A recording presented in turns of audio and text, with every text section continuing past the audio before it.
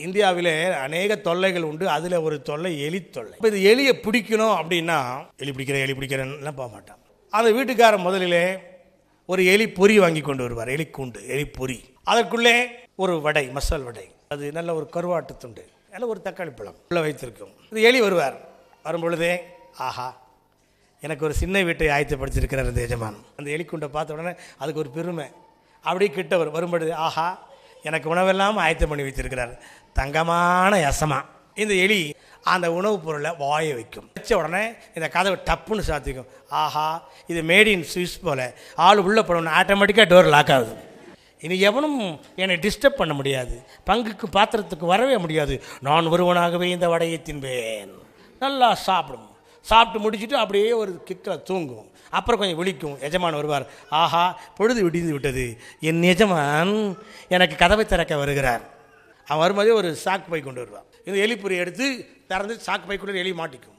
கெட்டியாக பிடிச்சிட்டு இப்படி சுற்றுவான். உடனே சொல்லும், ஆஹா, என்ன உல்லாசமாக இருக்கிறது. விளையாட்டெல்லாம் காட்டுகிறார். அப்புறம் ஓங்கி ஒரே அடி. சாத்தானே இப்படி தான், உன்னை எப்படி கவர் பண்ணணும்னு தெரியும், உன் அழைப்புலேருந்து உன்னை எப்படி விளக்கணும்னு தெரியும். ஆகினால அவன் தக்காளி பழத்தை கொண்டு வருவான், கருவாட்டை கொண்டு வருவான், வடையை கொண்டு வருவான். நீ வாழ்க்கை இழந்துடாத. தானியேலும் அவன் நண்பர்களும் பரிசுத்தத்தை குறித்த ஒரு வைராக்கியத்தோடு கூட இருந்தார்கள்.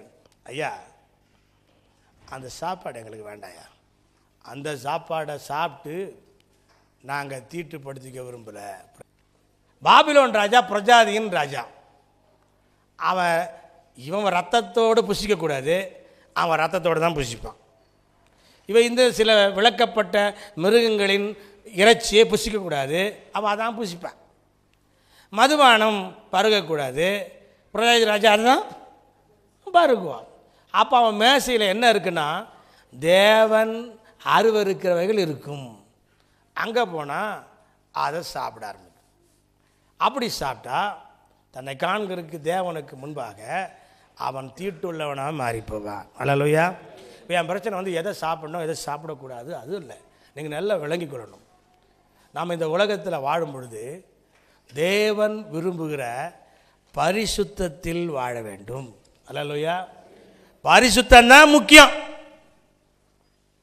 எத்தனை வருஷம் வாழ்ந்தோம், ஞானஸ்தானம் எடுத்து எத்தனை வருஷம், அபிஷேகம் பெற்று எத்தனை வருஷம், அதெல்லாம் அவசியம் இல்லை.